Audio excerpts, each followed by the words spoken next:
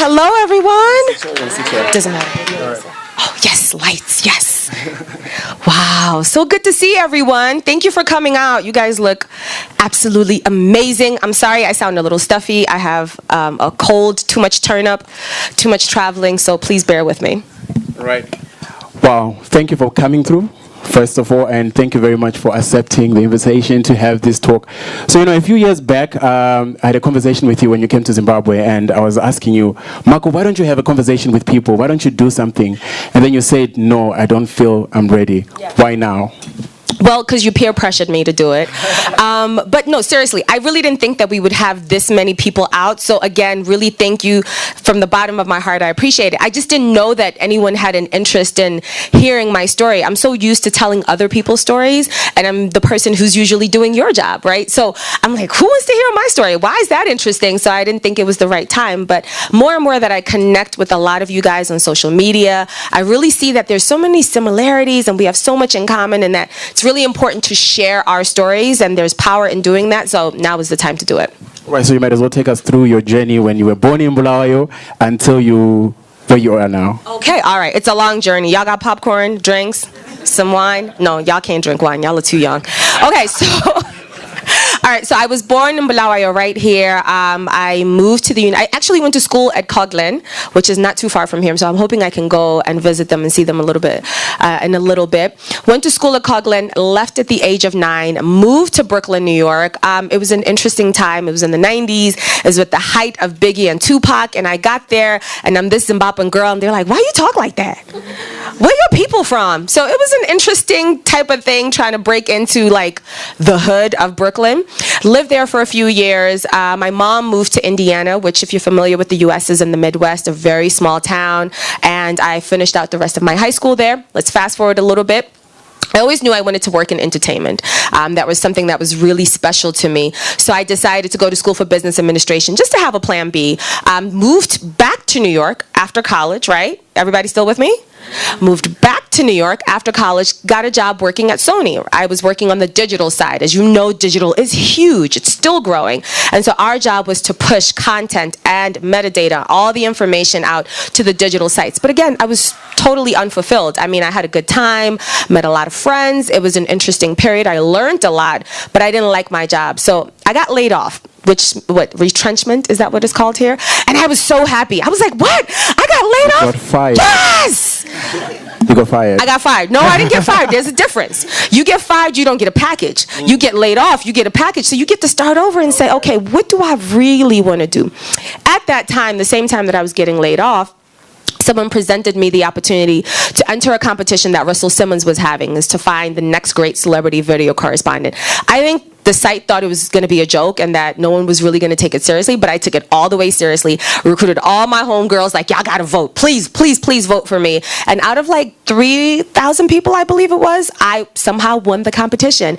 And that sort of set off my career. Thank you. That sort of set off my career.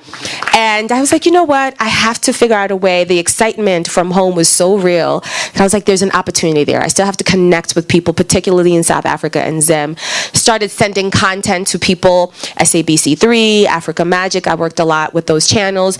Essentially being in the US and saying, listen, you don't have to fly people out to the United States. I can give you that content, right?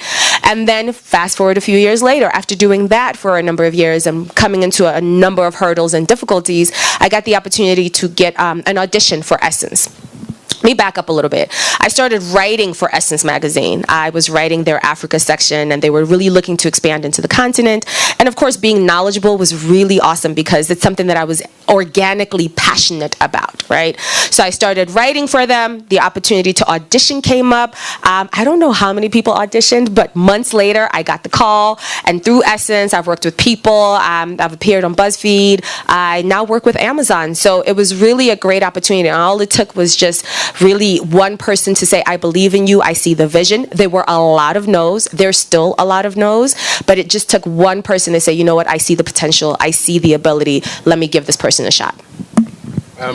Wow, incredible. Everyone is like, wow. Wow, she's incredible. But tell me about the no's. Like, how important are the no's in building your career? Because obviously people expect to get into a field and think, you know, it's going to be yes, yes, yes, yes, yes. But how important are the no's? How important were they to you? Oh, absolutely. So the no's suck. The no's are not fun. They're very depressing. I lay in bed for a couple of days and I, you know, with the help of my husband, get through them. But the no's are part of this industry. If you want to work in entertainment, whether you want to be a photographer or you want to be a singer, the no's are just something that you have to get used to. It's being rejected. And what sucks about it is that they're rejecting you. They're not rejecting your skill set. Sometimes they are, but really it's you're not a good fit. But also no means not right now. It means you're not right for this opportunity. But there's always a yes. There's always your tribe. So I always tell people, find your tribe. Find the people that believe in you, that are going to give you that yes. And again, I'm still getting no's right now, right? So I'm still a work in progress. I still have opportunities and meetings that are happening. Nice? No, not at all. Really? Not at all. You Absolutely. still get no's up to now? For sure. Wow. And I appreciate the no's, right? If I do have an opportunity to go back and be like, well, you know, they went with this person, I can look and say, okay, I wasn't a good fit. Or sometimes that no can turn into a yes further down the line. For instance, Essence Now is no longer being filmed in New York City, right? But the people that work at Essence now work at a variety of places, right? So I've gotten big meetings with big networks that are coming up later this year, some that I had at the end of last year, all because of those people that I worked with at the time, right? So it's always percolating. There's always stuff happening in the background. So you really can't focus on the no. Get comfortable with the word no, because it's just a part of the journey. And would you say that how important is you understanding as an individual when it's the right time? Because a few years back I said, Marco, can we do the conversation? And you said no. And then now you thought it's the right time. Right. How important is it for you as an individual to understand that? Timing is everything. I think timing is really, really important. But again, it's about where you are, and the opportunity will meet you there. I didn't think it was the right time for us to have the conversation because I didn't have as many accolades. I was still a work in progress. I still am a work in progress. But I didn't think you guys were going to come out. So I'm pleasantly surprised that you're here. And I really keep harping on that because it really means a lot to me that you guys came out and you want to hear my story. And I want you to walk away with like tangible plans of action, right? It's not enough for me to be like, yeah, this is my story. You know, I hope you like it. I hope you cool with it. No, that's not enough. I want you to walk out here. If you want to be, you know, a presenter, if you want to be a host, or, you know, if you want to be an actress, a musician, a photographer, I want you to walk out of here with tangible plans of action, something that you can really enact in your life. Because let me tell you what, everyone is looking at the continent right now, right? So timing is everything. Everyone is looking at Africa. I had a conversation with someone who works at a major network in South Africa, like right before the holidays. And you know what they said? You know what they said? No, I don't. Okay, I gotta make sure you're paying attention. They said, we are looking specifically for talent in Zimbabwe. Really? Yes. So There's so much talent here, Marco. There's so much talent here. So if there's something that you're passionate about, something that you're talented at, don't wait for someone to give you the green light. Start right away, right? So people always ask, okay, well, I want to be a presenter. Oh, that's my husband. Hi, husband. Yeah. And He's he came the backbone late. of it Can all. you He's believe late. how- I know. Oh, no. He's going to get in trouble. No, it's okay. Hey everyone, it's Makon Dovu and we're at Black Girls Rock 2018. Now as you can see, it's okay. But people always ask, you know, how do I get started? Just get started, because you never know who's looking at you. As I mentioned, I had a meeting with a big network towards the latter part of last year, and you know how they found me? YouTube. They just were searching for hosts and they were looking up clips. So again, people are looking at you. You have something to offer. Your superpower is the fact that you're different, which is why, like, in hindsight, going back to the story of moving back to Brooklyn, right? The reason why I twang and why I sound a little bit different is because it was hard as a 9-year-old and a 10-year-old to feel accepted by my peers, right? So I felt like if I sounded more like them, that they would be more accepting, which in hindsight was a huge mistake, right? Like, be yourself. But now as an adult, I own everything about who I am.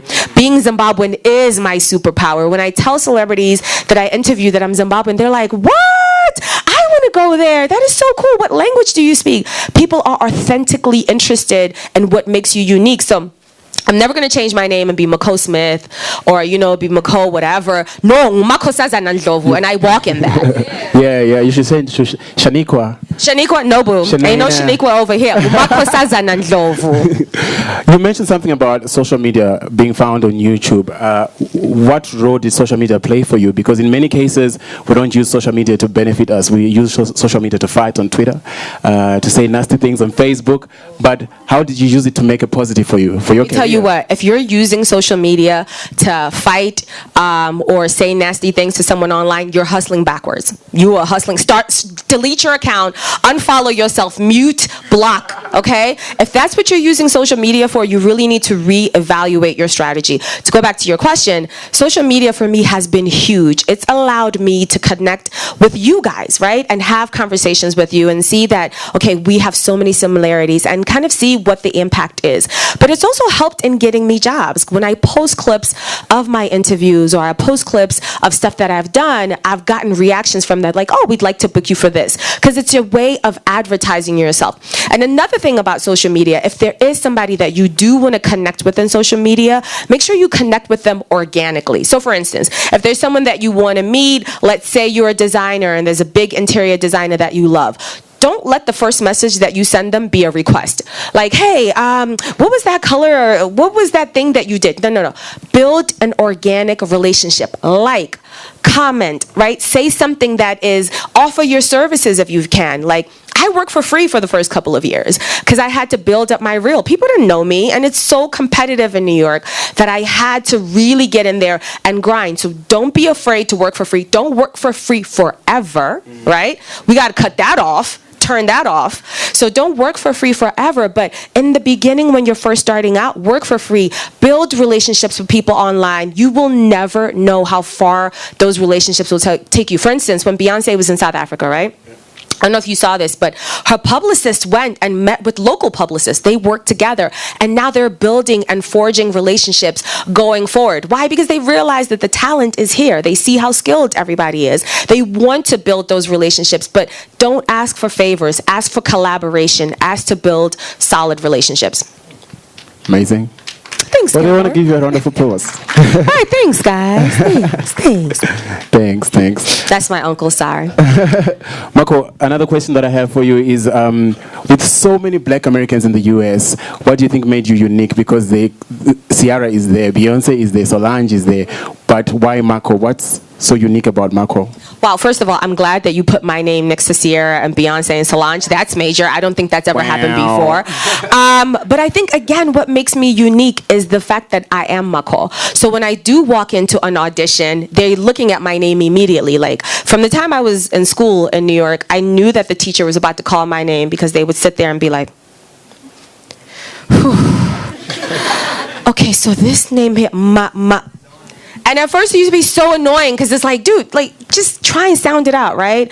But again, having that name is an opportunity to have a conversation with someone. So when I walk into a casting room or I walk in to meet a producer, they're like, what's your name? Wow, where are you from? Wow, what does that mean? And I really play it up. I don't, Mako is fine. But when I'm really trying to book the job, yeah, Mako Sazana, but you can just call me Mako for short, Like, I really just make sure I let them know that I'm not like everybody else. And it's funny that you mentioned Black Americans, because at some point I have had a little bit of backlash where people feel like, well, why is she working for Essence Magazine? Essence Magazine is a black brand. But again, the brands aren't thinking that. They're not that small-minded. They see the power and the potential that is here. And that's way more important. So forget what people have to say in terms of trying to divide us or make us seem like we're different. We're really not that different. Yes, there are nuances and cultural things that are different about Black Americans and Africans from home, but there's a lot of similarities as well.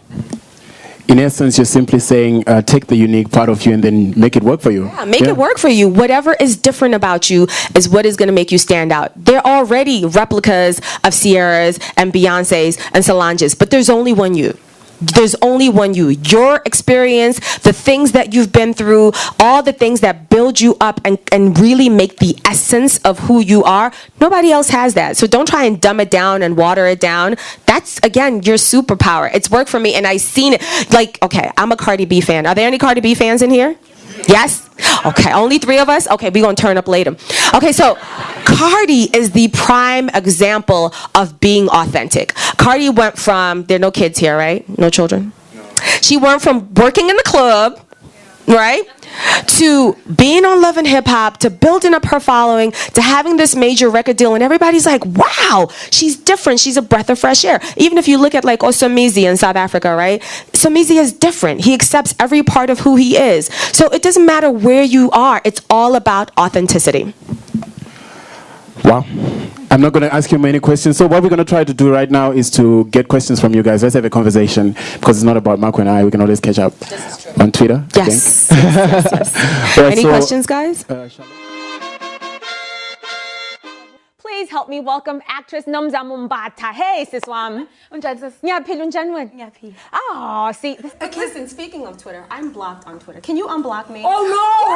Oh, no. Can you? Oh, goodness. Okay. Okay. Hi, Marco. I'm Hi. way back here. Okay. My name is Bill. Hi, Bill. Bill, are you there? Yeah, Is I'm God right here? I feel like it's a voice from above. Yeah, I'm right here. Okay, there we go. Put some light on Brother Bill, Lord. So, quick question. I quit my job about 10 months ago. I had a pretty stable job in Cape Town, pretty stable life. And then a bell rang and the music was calling. So I decided to come back here and follow that dream. So the last 9 odd months have just been insane. But the one challenge that I see a lot of my fellow Bulawayo artists is facing, public relations wise, there's no one where we could go up to and be like, oh, I want to be on Spotify, or I want to be verified and authenticated and all that stuff. The thing is, my major was digital marketing, so I have a little experience in that. So do you know of any organizations here in Bulawayo or in Zimbabwe who guys can approach or draft proposals for or something like that? Okay, thank you. Oh, that's an excellent, excellent question. And can I tell you about the power of divine connections? So one of my friends, one of my best friends actually, that I traveled with on this trip, first time in the continent, first time ever in Bulawayo, obviously, she's actually an executive who works at Universal Music. So she has that question. What she does, one of her many jobs in New York City, is she goes out and she goes on the road looking for talent, and they sign talent. So she's the perfect person to answer that question and not give you a fluff answer of, well, email 1-800-Spotify.com. She will give you the exact answer. So let me bring Rebecca up here. Please, everybody, give her. Thank you, Gilmore. Yes, have a seat. I'm not going to steal your So seat. actually, I really, question. so let's answer that question, but I also do want other music-related questions. I don't know how much time we have, but I think she's a great resource. And while she's here, I want to make sure that she really, gets to a lot of those questions. So did you hear the question, first of all? How to get on Spotify, how to get out there, how to use music publicity, right? The light is still like, you're. I know Brother Bill is really, he's Bill, back there. God, I'm just going to speak to you. What I think is really interesting is what Mako has alluded to throughout this entire thing, which is the importance and the amount of people that are really looking at Africa right now. When I tell you the amount of people that we have signed from Africa at Universal Music in the US, it's monumental. The amount of collaborations that are taking place, the amount of people who are looking at and wanting to invest in people who have talent. Whether you are the artist or whether you are the choreographer or whatever it is, they're looking for that. How easy it is to get on Spotify, that's a conversation you and I can have. How easy it is to sign up for different access points throughout the continent, because it does work differently in each country. How you are signed in South Africa versus how you are signed in the UK, Australia, US, Japan, etc. They're all different deals, but they all go into a global thing. I don't know if you know, but on average, Spotify ingests 30,000 songs each week worldwide. 30,000. So how to cut through that clutter goes into your second point, which is the music publicity, right? How do you make yourself different? And that's accessing Mako's insight today and tapping into what she has said, which is, how do you stand out on YouTube? How do you stand out on social media? How do you rise to the top in a small pond, right? Zimbabwe is still looked at as one of the smaller places as far as talent. There has there is talent that has come out of here, but they're looking at what is that key point or that key artist that's going to pop. So I think you coming or leaving your job in Cape Town was one of the best things you could have ever done. Takes a lot of courage. I think people are looking at that kind of courage.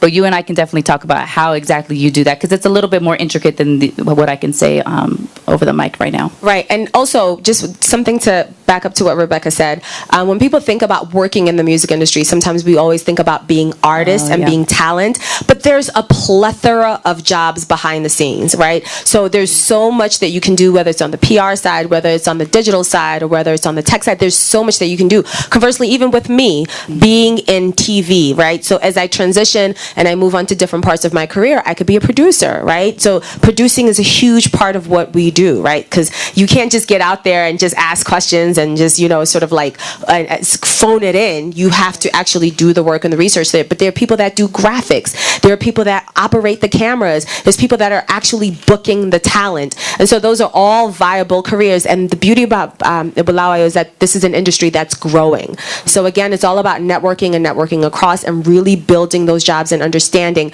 how it works. That way you can build the framework to make it happen. I think to that, what you mentioned earlier, which is working across what you already have, looking at what Gilmore set up today, tapping into who he knew on the publicity side, who he knew in brands, or tapping into who he knew at Pizza Hut, who he knew that could come out and get the word out to you guys. That's the same types of mediums that you have to use, right? And talking about your music publicity, who's doing a write-up on you locally? How is that person then talking about you in Joburg and in Cape Town and all across South Africa? Who are those people that are going all the way up north and even talking about you in Nigeria? Because what I noticed in watching TV yesterday, and mind you, this is my first time to the continent, and I'm very happy to be here. My first time here in Zimbabwe, and I'm just blown away. But looking at the TV, we were watching music videos yesterday. I think that most people in America will be floored at how much visibility they are getting here on whatever outlet it is. Yeah.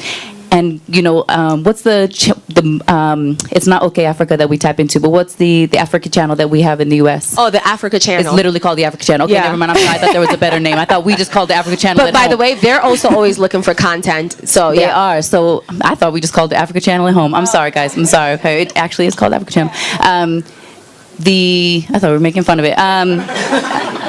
But they're looking for content, and they're looking for people who want to stand out. If Cardi B knew how much her song was getting played, or Chris Brown, or Lil Wayne, or all these different artists that we work with on the screen here, and just a regular everyday home hangout, I think that you have an opportunity in that access, and we can definitely talk more. I'm sorry, I didn't mean to keep broad. And one last thing about write-ups. Those write-ups are super important. So thank you to the journalists that have always showed me love. Whenever I post stuff about articles that have happened here, the response I get back from my producers are like, oh my God, we have to show this to management. And again, you never know who's lurking, who's watching, who's looking at you. So it's always that thing of like, we have Ubuntu. We don't want to be braggadocious. We don't want to be like, oh, look at me, look at what I'm doing. But it's a gentle, soft promotion. It's a gentle of like, I'm doing it, I'm here, and I hope the right people are looking.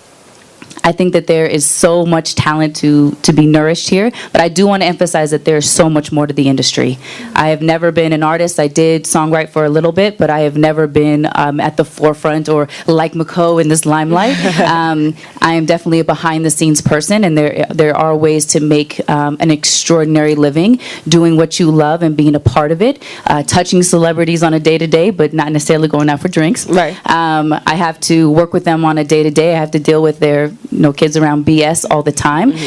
But I am fortunate enough to also live out my passion, being able to bring their passion to the forefront. So I think, again, going back to finding people who are willing to be your ride or die, people who are willing to. Mako and I started out 9 years ago as friends. So we met at Sony. The job that I hated and got laid off, not fired, Gilmore. Let's put that for the record. That's how we met. But again, we networked at the level that we were at. Rebecca was just starting out. She moved from Colorado. She was actually a temp.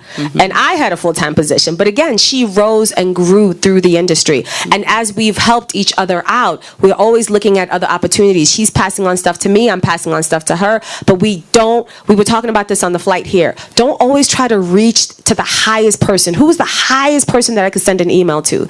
That's not the way to do it. No. Network across. Work with the people that are on your level, and then build together. And then when you guys become the power plays, then you open up the floodgates and open it up to everybody else.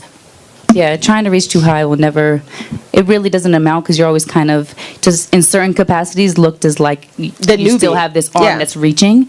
Whereas when you collaborate with the people kind of on your same level or people who are willing to start out on the same playing field, the rise goes so much faster because that grind and that hard work and that work ethic is just, it's on the same level. Absolutely. I think Gilmore's that's one of the giving me things. the sign. Oh, he's I'm saying sorry. like He's wrap telling it us up, to y'all. Y'all wrap need to it up. wrap it up. Do we Anyway. have time? We